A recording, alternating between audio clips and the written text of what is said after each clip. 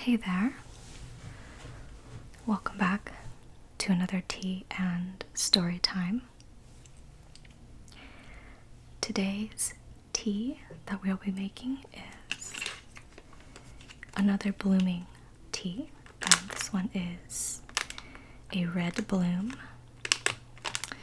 and I'll be brewing it in this pot, the same one I used last time, which is specifically designed for viewing these little tea balls as they bloom. And our story today is a story called Momotaro Pt1.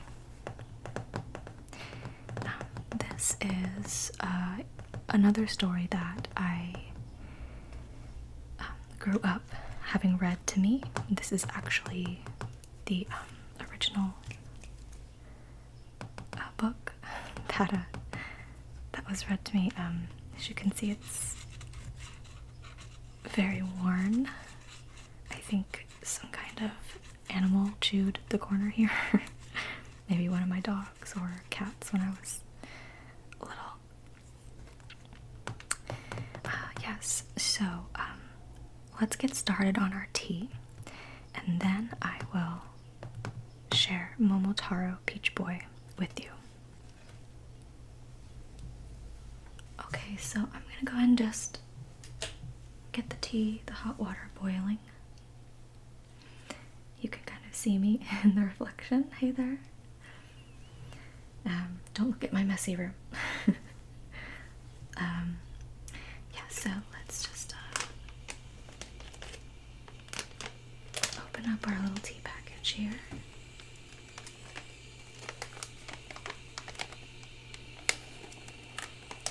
I have my kettle, my electric kettle, starting to boil in the background.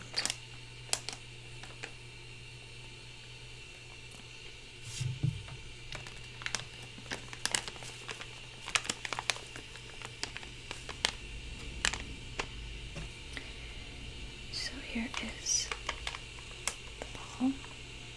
Bring it out of this package. It looks pretty similar to the last one. It looks like it might have a slightly different configuration, but you know what I'm gonna do is I'm gonna drop this in after I put the water, just to see if that works differently than last time. Okay, it sounds like our water is just about done.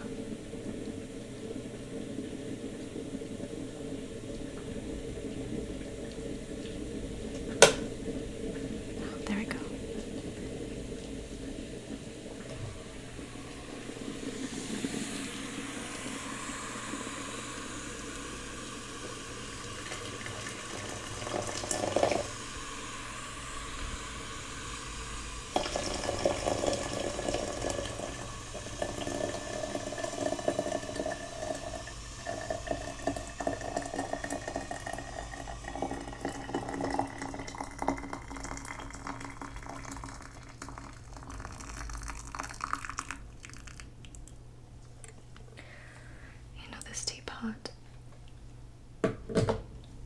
This teapot doesn't look very big, but it holds quite a bit of water. Okay, so let's drop it in and see what happens.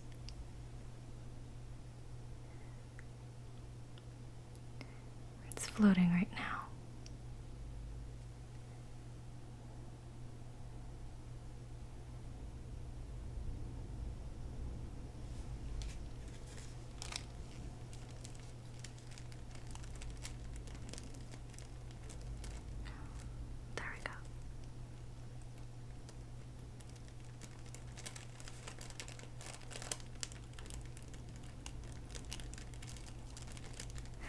And this one looks bigger than the last one, too.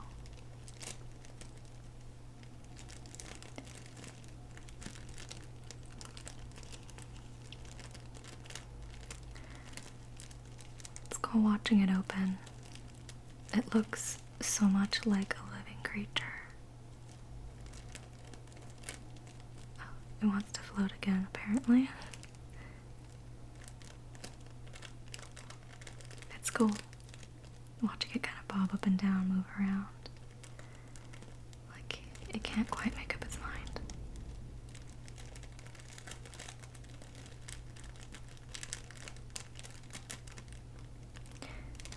It's very windy outside today. I don't know if you can hear it, but if you hear any kind of rumbling in the background, that would be it.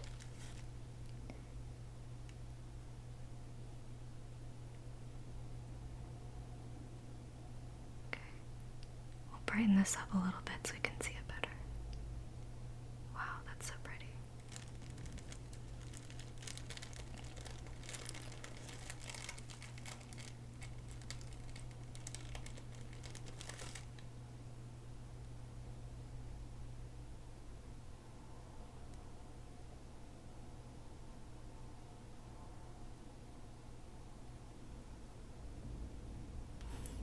And there it goes again up to the top. This one is very indecisive.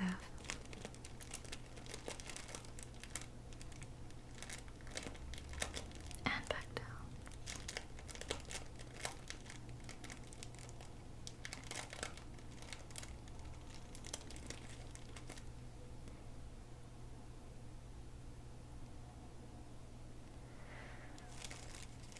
So it looks like that's about as blooming as it's going to get. This is a short.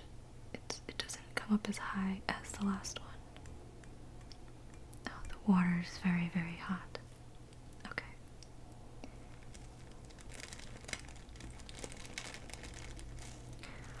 So I'm going to let that steep. And while we let it steep, I'm going to go ahead and get started on Momotaro. So, this is Momotaro, the story of the Peach Boy. And the illustrations are done by George Suyaoka.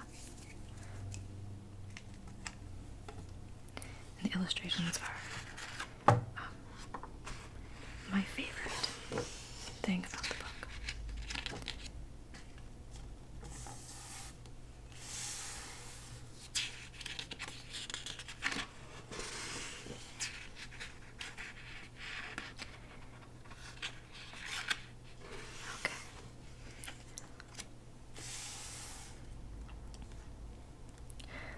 Kaneganaru, exclaimed Oji-san, still strong-looking at 40. In his youth, he had been a powerful samurai. Now he lived a simple country life. Oba-san, his wife, sat opposite him on the tatami eating breakfast, which was tea, rice, and miso soup. Kaneganaru, she echoed. They sat quietly while the deep tones of the temple filled their childless house. This day was like all other days that they lived on this farm together.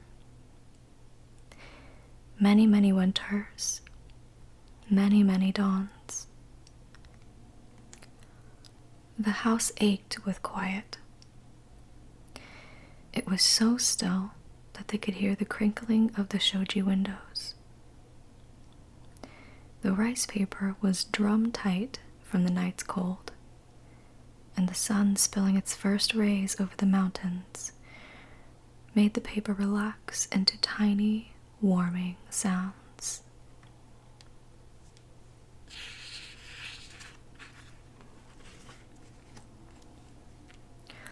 Oji-san put on his straw sandals and set up off the mountain to bring down the firewood that he had cut the day before.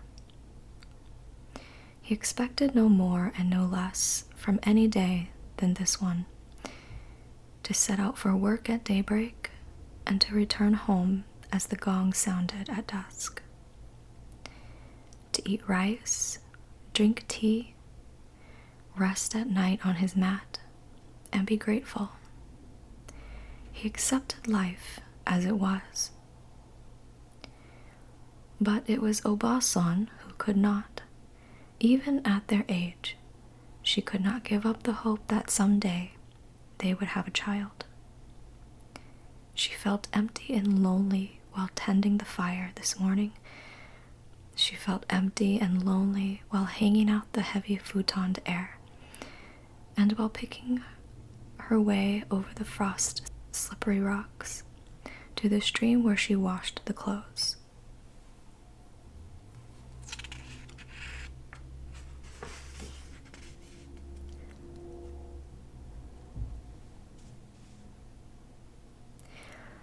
It was dreary work scrubbing the heavy winter kimonos in the icy water.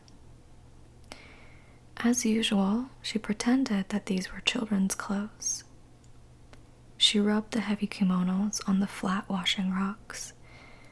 Her arms and body moved to the rhythm of the rushing water. This morning the sound of the mountain brook was more than ever like a lullaby.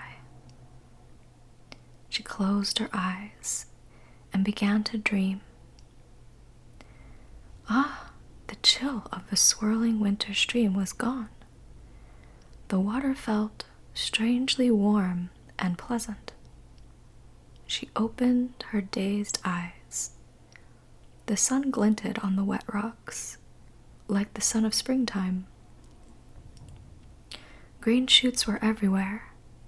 The air was mild, and the world felt different. She gasped. Floating down the stream towards her, swirling and bobbing, was a great, giant golden peach. Never had she seen a peach so enormous, so perfect.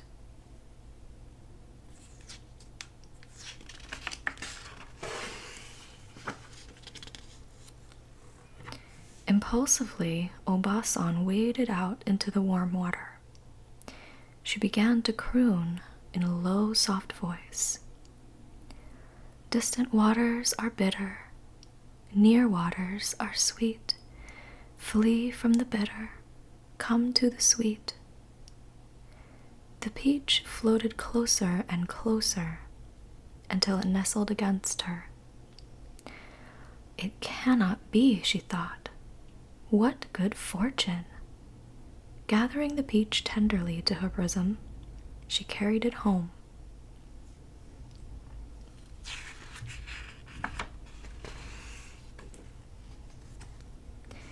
Impatiently, she waited for the dusk, the sound of the temple bell, and her husband to return home. "Oh, Jason," she called out, "I have been waiting long for your return." Puzzled, Oji-san took off his warajis, washed his feet, and came into the house.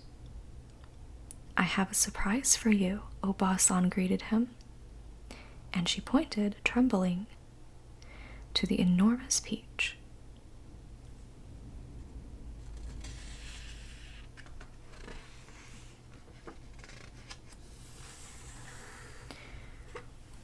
"What did you have to trade for that at this season?" he demanded. "I found it floating in the stream.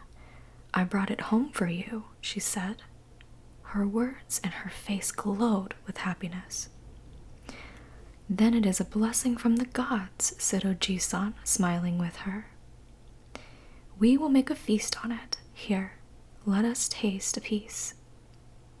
He reached to cut the fruit with his knife, but then paused, astounded.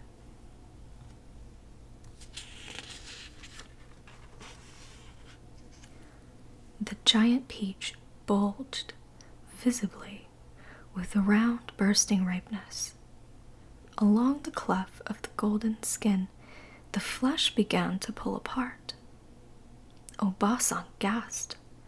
Oji-san stared in disbelief. The two halves of the peach spread apart and a perfect, tiny baby boy appeared. Tears of joy streamed down the faces of Oba-san and Oji-san. Their dreams of a child of their own had finally come to pass. First, Oji-san took the baby boy in his arms. Then Oba-san did the same. Filled with happiness at his birth, they named the boy Momotaro, Peach Boy.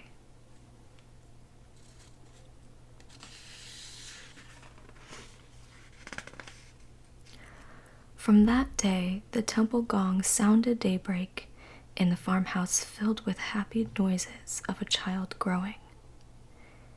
Each day was a joy. Harvest followed harvest. The seasons passed quickly. By the time he was 7, Momotaro shared in all of the work of the village. He delighted in carrying the filled sacks of rice under one sturdy arm and a second on his shoulder. "Ah, you are so strong," said Oji-san.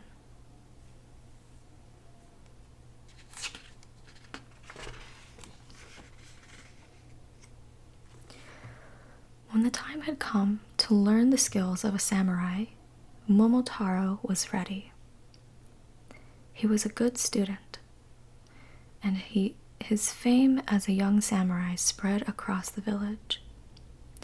He was an expert horseman and a master archer. He never missed with his katana, his sword, or yari, his spear. His parents regarded him with pride, tempered with the sadness.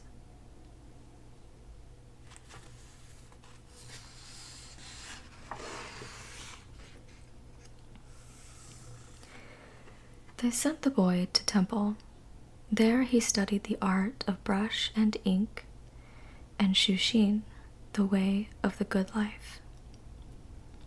As he studied, one question bothered Momotaro. "Sensei," he kept asking, "who is it that comes to raid this village? Why is everyone so afraid? Why will none of you answer me?" The answer did not come until Momotaro was 15.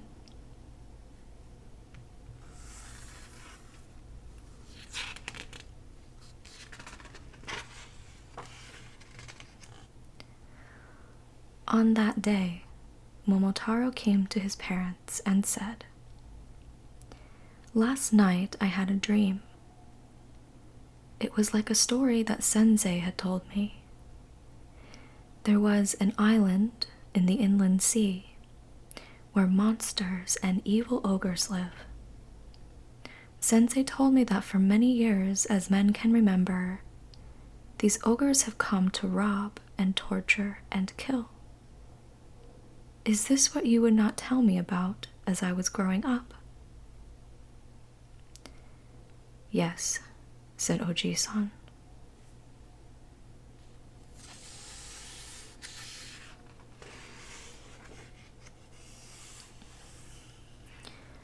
"In my dream I saw them," said Momotaro.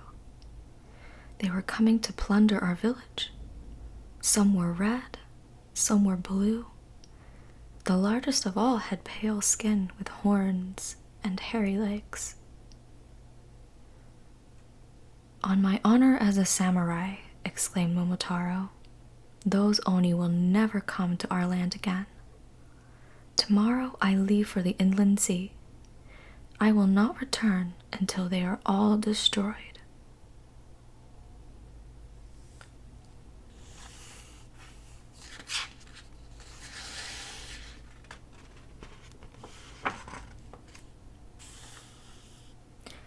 At once, his parents began to prepare kibidango, a warrior's special food for Momotaro's journey. Millet was brought out. The big wooden mortar was placed on the earthen kitchen floor. Petacaro went the wooden pounder into the stickiness of the steamed grain.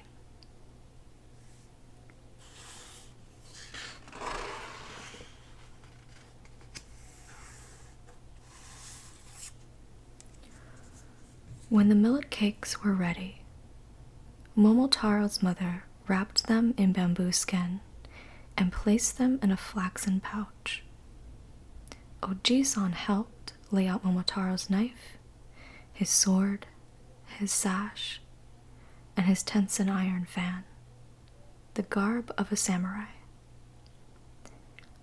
Then, armed with all that he knew and all that he was, Momotaro set out.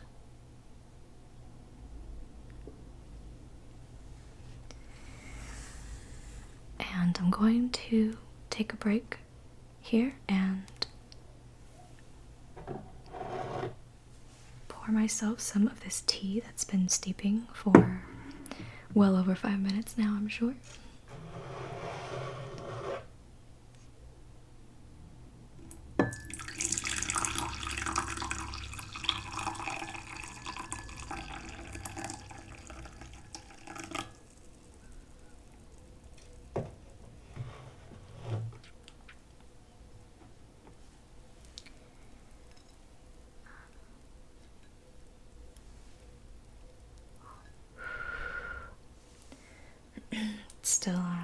Still very warm, very hot.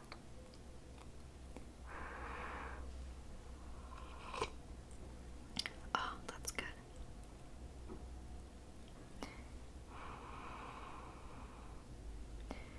This tea doesn't have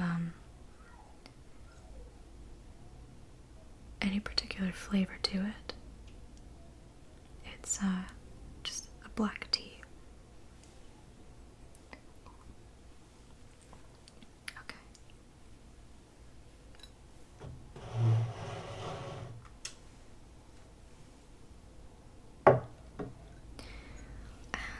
Continue our story.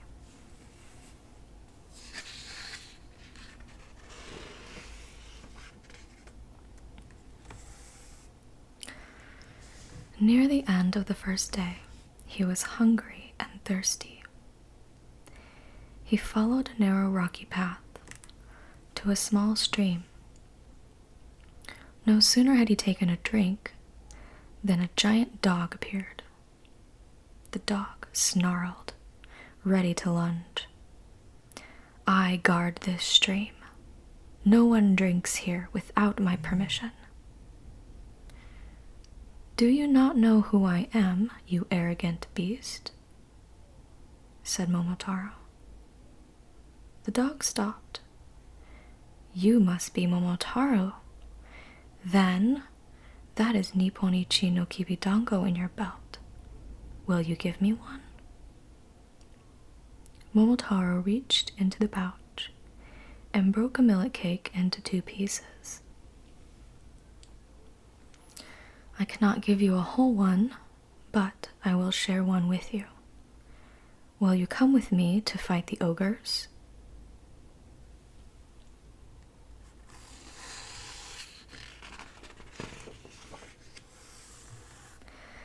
The dog ate half of the millet cake.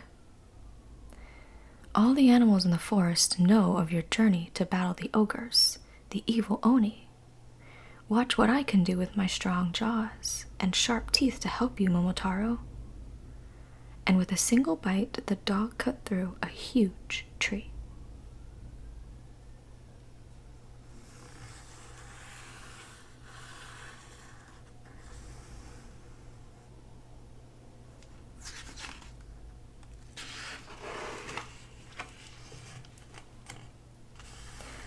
The next day, Momotaro and the giant dog rested at the edge of a bamboo forest. A monkey dropped from the high branches and picked up Momotaro's fan and began to run. In a flash, the giant dog leaped at the monkey. You are a thief, Momotaro shouted. I should let this dog tear you to pieces. The monkey did not tremble in the dog's grasp. I was just testing to see if you are really Momotaro, said the monkey. I am, said the young samurai. Momotaro-san, Momotaro-san, what is that that you have in your waist? Could it be Nipponichi no Kibidango? Give me one, and I will join you. I could use a clever fellow like you against the ogres, said Momotaro. I cannot give you a whole millet cake, but I will share one with you.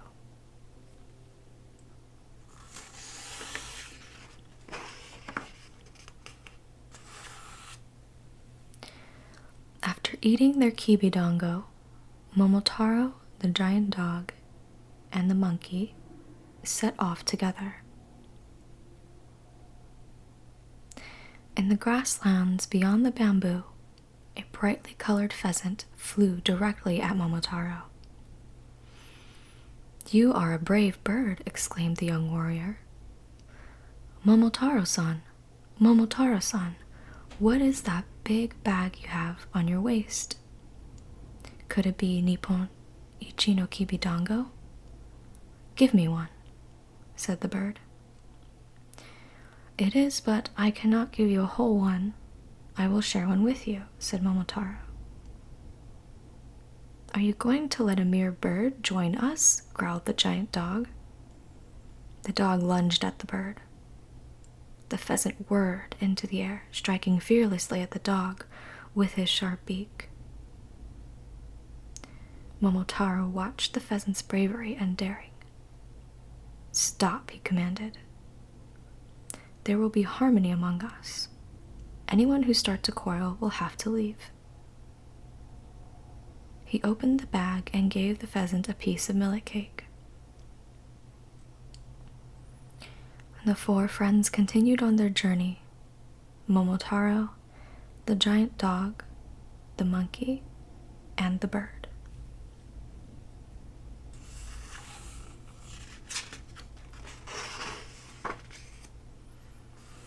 Late that day, they reached the shore of the inland sea. Momotaro and his companions stared in dismay. Before them spread a vast, heaving ocean. We will make camp here tonight, said Momotaro quietly. In the morning we will build a boat.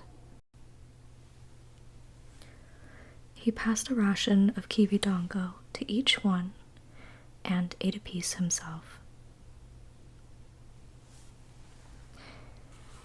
And we will continue the story in another video. Thanks for joining.